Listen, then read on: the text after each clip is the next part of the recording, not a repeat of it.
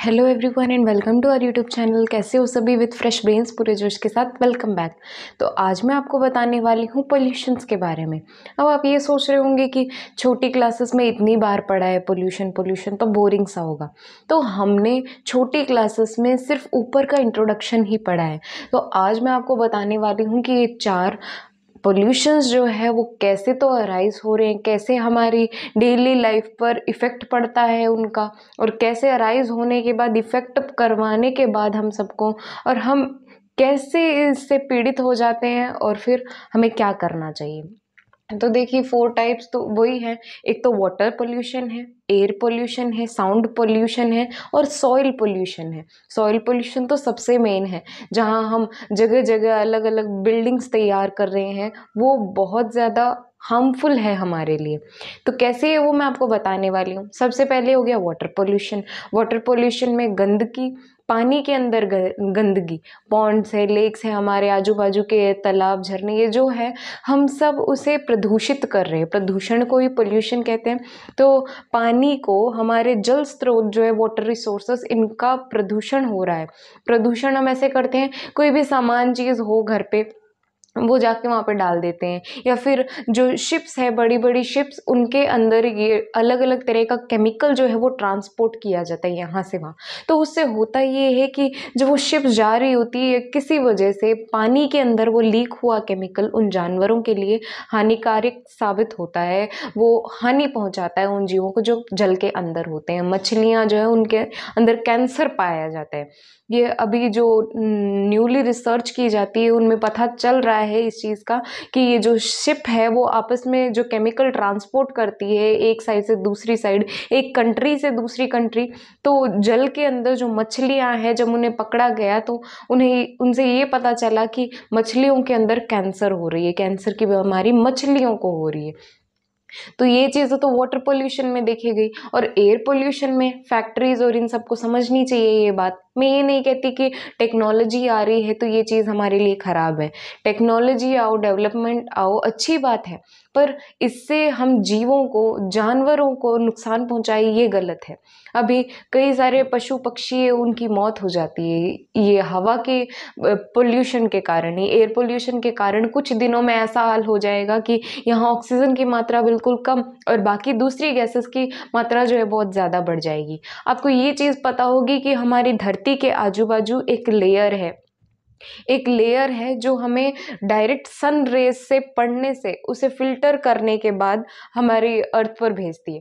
तो वो एक लेयर है, उसका नाम होता है ओजोन लेयर। ओजोन लेयर इस चीज़ का ध्यान रखती है कि हानिकारक किरणें जो है, हार्मफुल रेज, वो धरती के अंदर डायरेक्टली ना पड़े। तो अब जानकारी से ये हासिल हुआ है कि ओजोन लेयर के अंदर छेद हो रहे हैं। वो ऐसा इसलिए हो रहा है क्योंकि ग्लोबल वार्मिंग बढ़ रही है, अलग अलग तरह की ये प्रदूषण जो है वो जाग उठ रहे हैं, और ये इन प्रदूषणों के कारण ही एटमॉस्फेयर जो है, हमारे ऊपर वाली साइड में आसमान जो हमें दिखाई देता है, इतना सुंदर दिखाई देता है, वहाँ ये सारी हार्मफुल जो गैसेस है वो इकट्ठी होके चली जाती हैं, और वहाँ जाने के बाद ओजोन लेयर में छेद हो जाता है।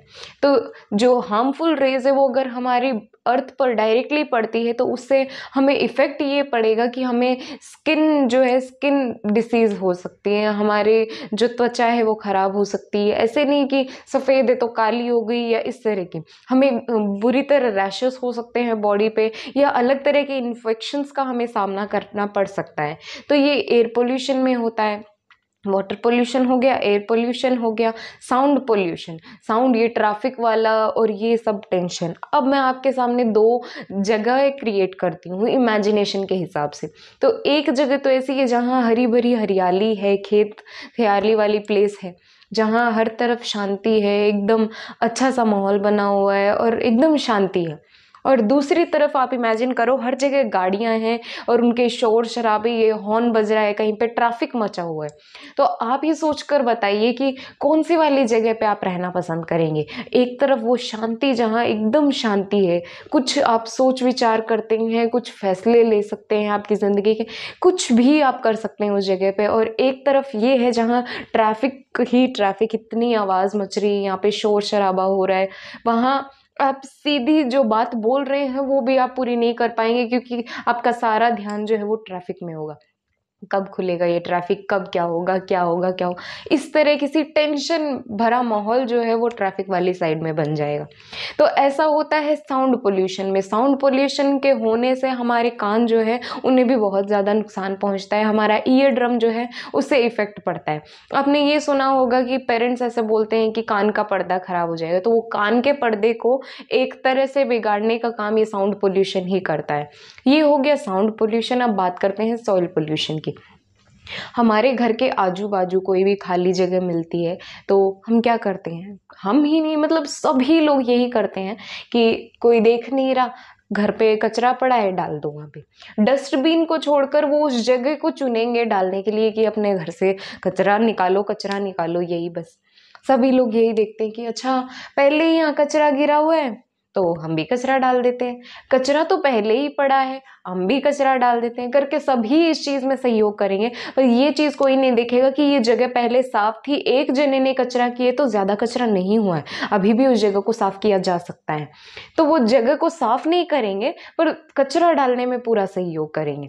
फिर धीरे धीरे करते हुए क्या हो जाएगा, वहां पे और ज्यादा कचरा हो जाएगा। कचरा होने से सॉइल पोल्यूशन होगा। सॉइल के अंदर, उस मिट्टी के अंदर, मृदा के अंदर और छोटे छोटे बैक्टीरिया बनने लग जाएंगे जो बहुत ज़्यादा नुकसानदायी होंगे। छोटे छोटे बैक्टीरियाज बनने लग गए, बैक्टीरिया बनने लग गए, फिर उससे क्या होगा, कुछ बचे कुचे पेड़ जो है उन्हें नुकसान होगा। ये राइबोसोम्स मैंने आपको पहले बताया था कि नाइट्रोजन फिक्सेशन में काम आने के लिए कुछ बैक्टीरियाज होते हैं।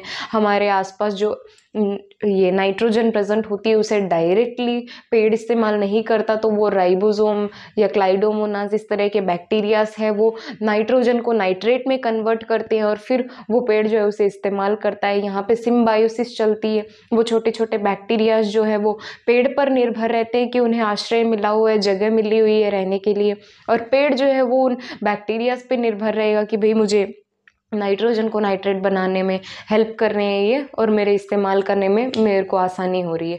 तो ये जो कोऑपरेशन था वो सिम्बायोसिस कह रहे थे हम। पर यहाँ पे क्या होगा, अब राइबोसोम है या फिर क्लाइडोमोनास है, इस तरह के बैक्टीरियाज उपस्थित थे उस पेड़ के नीचे। पर सॉइल पोल्यूशन की तरफ से क्या हुआ, यहाँ पे छोटे छोटे हार्मफुल बैक्टीरियाज बनने लगे। हार्मफुल बैक्टीरियाज के बनने से वो जो राइबोसोम है, क्लाइडोमोनास है या नोस्टॉक है, एजोटोबैक्टर है, ये इस तरह के छोटे छोटे अच्छे वाले बैक्टीरिया, गुड बैक्टीरिया हम जिसे कह सकते हैं, वो कमजोर पड़ने लग गए। जो हम कचरा फेंक रहे हैं उससे गंदे वाले जो कीड़े थे, बीमारी थी, बैक्टीरिया थी, वो और बढ़ने लग गए, और ये जो अच्छे बैक्टीरियाज है वो कम होने लग गए। ये दोनों की फाइट हो गई। अच्छे वाले बैक्टीरिया जो है वो कम होने लग गए। जैसे जैसे पेड़ काटते जा रहे हैं उन्हें आश्रय नहीं मिल रहा है, वो ऐसे ही ऐसे घूमते जा रहे हैं और वो धीरे धीरे मरते जा रहे हैं। जबकि ये गंदे वाले बैक्टीरिया जो वो इन पे, अच्छे वालों पे भारी पड़ जाते हैं, तो वो मिट्टी का जो है, मिट्टी पूरी तरह खराब हो चुकी है।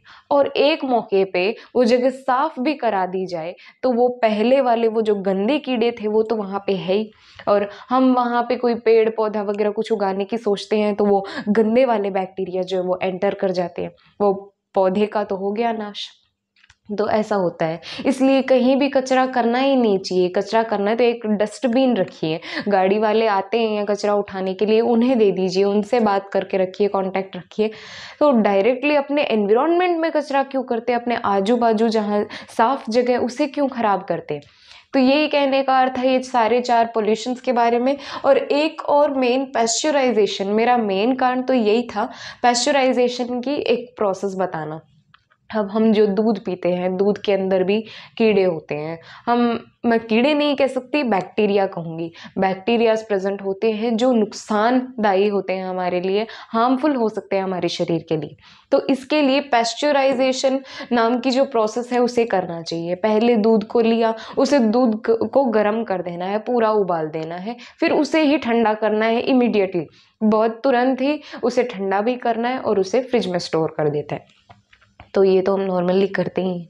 तो होता ये है कि ये करने से क्या होता है बोले तो जब दूध जो है उसे गर्म करने हम रखेंगे तो उसके अंदर जो बैक्टीरिया प्रेजेंट होंगे, जो ठंडे में रहना पसंद करते हैं, जो ठंड में उनका कंफर्ट है, वो वाला जो जोन होगा उन बैक्टीरियाज के लिए, वो खत्म हो जाएगा। जब हम गर्म करने लगेंगे तो वो बैक्टीरिया जो है वो जलने लग जाएंगे, उनके हिसाब का ही नहीं है टेम्परेचर।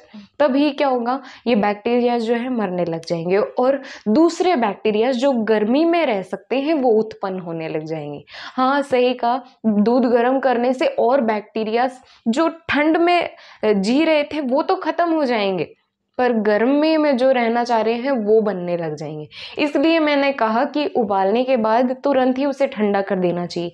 जब क्या होता है, जब गर्म करते हैं तब वो जो ठंड में रहने वाले थे वो बैक्टीरिया मर जाते हैं, और अब जब गर्म किया है तब भी बैक्टीरिया उपस्थित है उसके अंदर और नए उत्पन्न हुए हैं जो गर्मी में रहना चाहते हैं, तब उसे तुरंत ही उस दूध को हम ठंडा कर देते हैं तो वो जो गर्मी में रहने वाले बैक्टीरियाज हैं उनकी भी मृत्यु हो जाती है, वो भी मर जाते हैं। तो पैस्चराइजेशन एक बहुत ही ज़्यादा मेन और काम आने वाली प्रोसेस है जो हम सबको करनी चाहिए। कुछ लोग क्या करते हैं, दूध लिया, पैकेट खोला, दूध को उस पतीले में डाल दिया और फ्रिज में ऐसे स्टोर कर दिया, वो उबालते ही नहीं है। तो ये तो करना बहुत ज़्यादा ज़रूरी होता है कि दूध के बैक्टीरिया ना रहे, उसके अंदर बैक्टीरिया ख़त्म हो जाए, उसके लिए करना बहुत ज़्यादा ज़रूरी होता है। ये होती है पैस्चराइजेशन की प्रोसेस। तो आई होप आपको सब कुछ समझ आया होगा। कोई डाउट लगे तो मुझे पूछना ज़रूर कमेंट सेक्शन में। वीडियो पसंद आई हो तो लाइक करना, चैनल सब्सक्राइब करना, अपने फ्रेंड्स के साथ वीडियो ज़्यादा से ज़्यादा शेयर करना। Bye and have a great day.